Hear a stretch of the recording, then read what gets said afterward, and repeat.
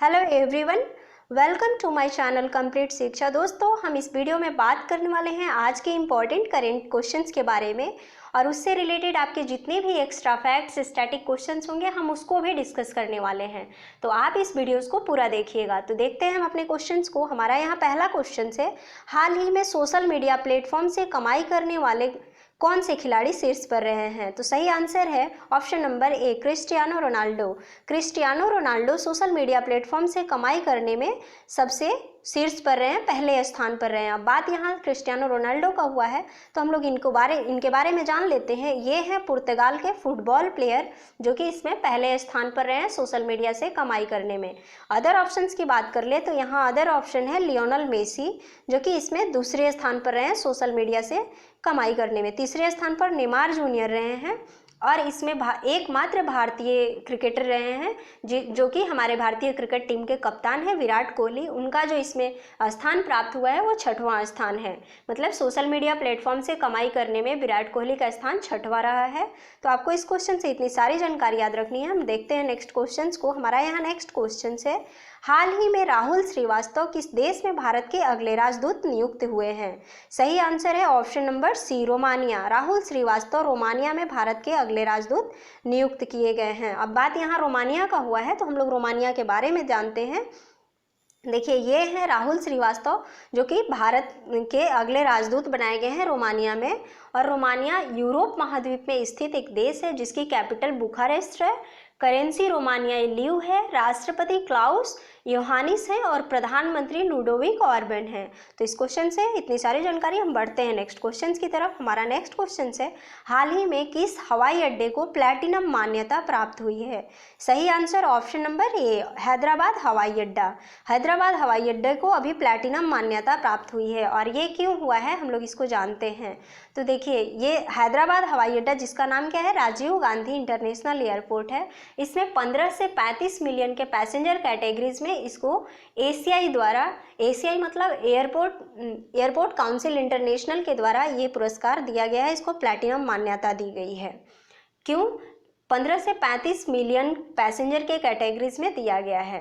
अब देखिए, other options की बात करें तो यहाँ केम्पेगौड़ा अंतर्राष्ट्रीय हवाई अड्डा है जो कि बेंगलुरु में स्थित है और ये अभी न्यूज़ में रहा था। तो क्यों न्यूज़ में रहा था? तो इसको अभी स्काई ट्रैक्स अवार्ड दिया गया था और ये अवार्ड केम्पेगौड़ा अंतर्राष्ट्रीय हवाई अड्डा को भारत और मध्य एशिया के सर्वश्रेष्ठ क्षेत्रीय एयरपोर्ट के लिए मिला था। यहाँ है इंदिरा गांधी अंतर्राष्ट्रीय हवाई अड्डा।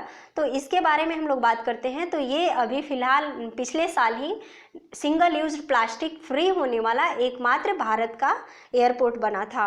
कोची अंतर्राष्ट्रीय हवाई अड्डा ये तो बहुत ही इम्पोर्टेंट है जो कि केरल में स्थित है। ये सौर ऊर्जा से पूर्णतः संचालित होने वाला विश्व का एकमात्र हवाई अड्डा, इंटरनेशनल हवाई अड्डा है कोची अंतर्राष्ट्रीय हवाई अड्डा।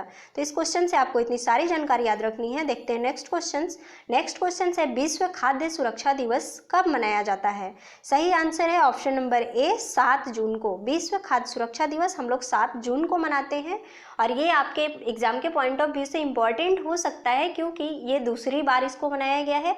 2019 में ही विश्व खाद्य सुरक्षा दिवस मनाने की शुरुआत की गई थी और इसका जो 2020 में थीम रहा है वो है फूड सेफ्टी एवरीवन्स बिजनेस, जो कि 2019 में भी यही थीम था। क्या? Food safety everyone's business. अब देखिए, यहाँ पर विश्व खाद्य सुरक्षा दिवस जो कि 2019 से मनाया जा रहा है, तो ऐसे ही एक और है इसी से रिलेटेड, वो है विश्व खाद्य दिवस। ये हम लोग कब मनाते हैं? तो ये हम लोग 16 अक्टूबर को मनाते हैं। और 16 अक्टूबर को इसको क्यों मनाया जाता है? क्योंकि फूड एग्रीकल्चर ऑर्गेनाइजेशन की स्थापना जो हुई थी वो 16 अक्टूबर 1945 को किया गया था। इसलिए हम लोग हर साल 16 अक्टूबर के दिन विश्व खाद्य दिवस मनाते हैं।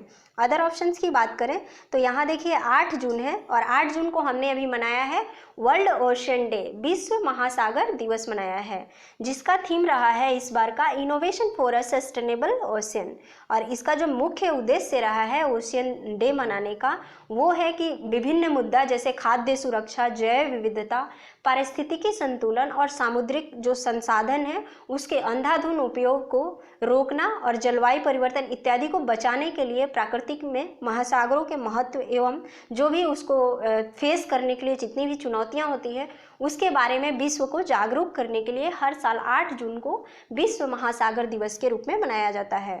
5 जून है यहाँ पर अगला ऑप्शन, तो 5 जून को हमने मनाया विश्व पर्यावरण दिवस, बायोडाइवर्सिटी, जिसका इस साल का थीम रहा है। तो बढ़ते हैं हम नेक्स्ट क्वेश्चन की तरफ। नेक्स्ट क्वेश्चन है हमारा, हाल ही में जेम्स वाट पुरस्कार 2019 के लिए किसे चुना गया है?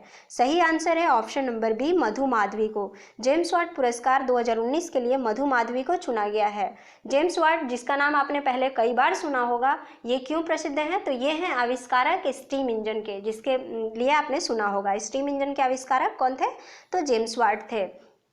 अब देख लेते हैं मधु माधवी को। तो ये मधु माधवी जो है वो बिहार की एक महिला है जिनको ये पुरस्कार के लिए चुना गया है। इसमें इनको 26 लाख रुपए से सम्मानित किया जाएगा। और ये किसके द्वारा दिया जाता है? तो यह पुरस्कार ICI पब्लिशिंग हाउस लंदन के द्वारा हर साल एक उत्कृष्ट रिसर्च आर्टिकल को दिया जाता है। मतलब जो कोई भी रिसर्च के क्षेत्र में जब आर्टिकल को कोई पब्लिश करता है तो उसके लिए यह पुरस्कार जेम्स वाट पुरस्कार को दिया जाता है।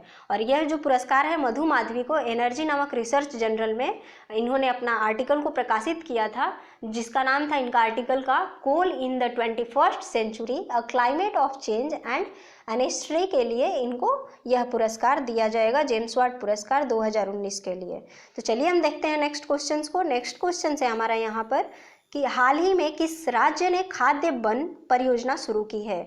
सही आंसर है ऑप्शन नंबर डी, केरल के द्वारा खाद्य वन परियोजना को शुरू किया गया है। यह परियोजना क्या कहता है? तो ये परियोजना जो है आदिवासी लोगों को भोजन उपलब्ध कराने के लिए शुरू किया गया है केरल राज्य के द्वारा। अब देखिए केरल का बात हुआ है तो हम लोग केरल के बारे में जान लेते हैं।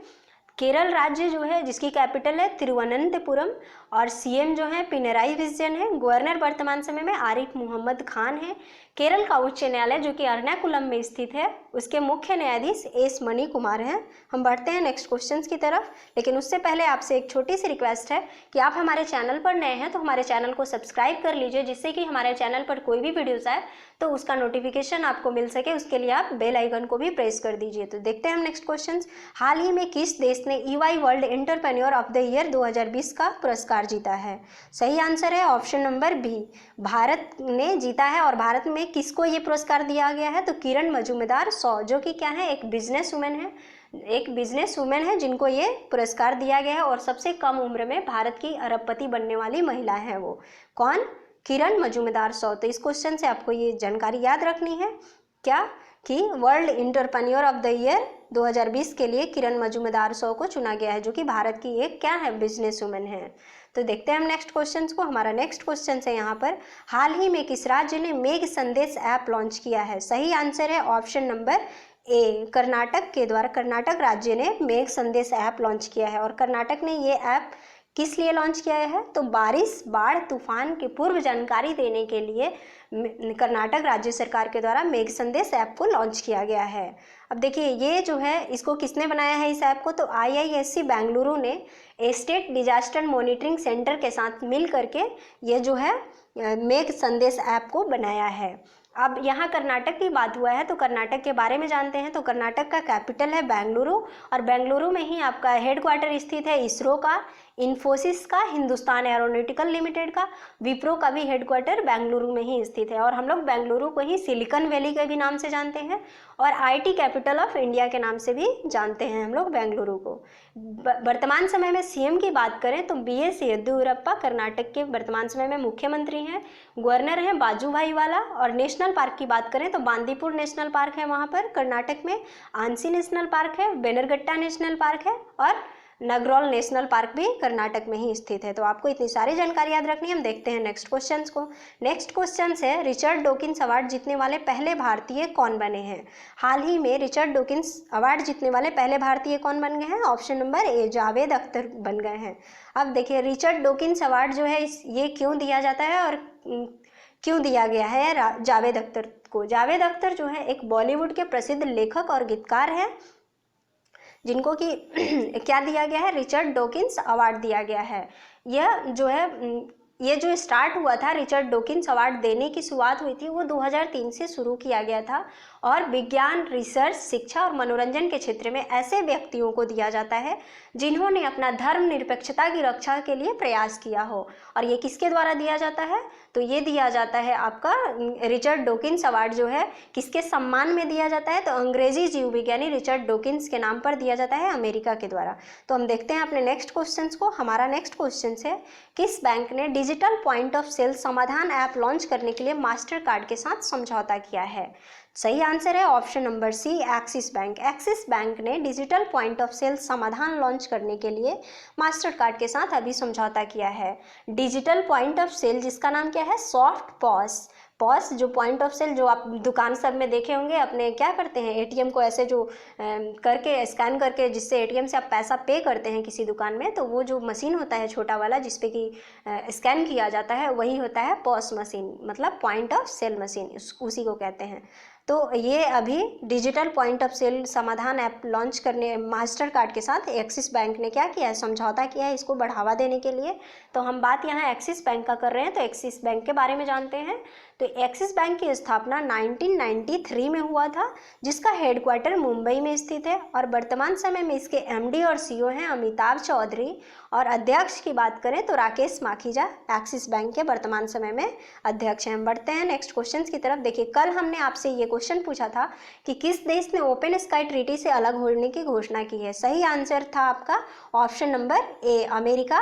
अमेरिका ने अभी ओपन स्काई ट्रीटी से अलग होने की घोषणा की है। तो ये देखिए, ओपन स्काई ट्रीटी में क्या है कि कुछ देशों का समूह है जो कि आपस में एक दूसरे पे निगरानी रखते हैं। परमाणु जो भी हथियार निर्माण होता है, परमाणु हथियारों का कहीं निर्माण तो नहीं किया जा रहा है, तो इसके लिए निगरानी रखते हैं वो सदस्य एक दूसरे का, और वो कि वायु मार्ग से इसको मतलब बिना सेना का वायु मार्ग के द्वारा निगरानी रखा जाता है। तो इस क्षेत्र में अभी रूस ने हाइपरसोनिक मिसाइल का जो अपने सेना में भर्ती किया है, इसके कारण अमेरिका बोला कि नहीं, आपने उल्लंघन किया है इस नियम को, ओपन स्काई ट्रीटी को, तो हम इससे अलग हो जाएंगे। तो ओपन स्काई ट्रीटी से अमेरिका ने अलग होने की घोषणा कर ली है।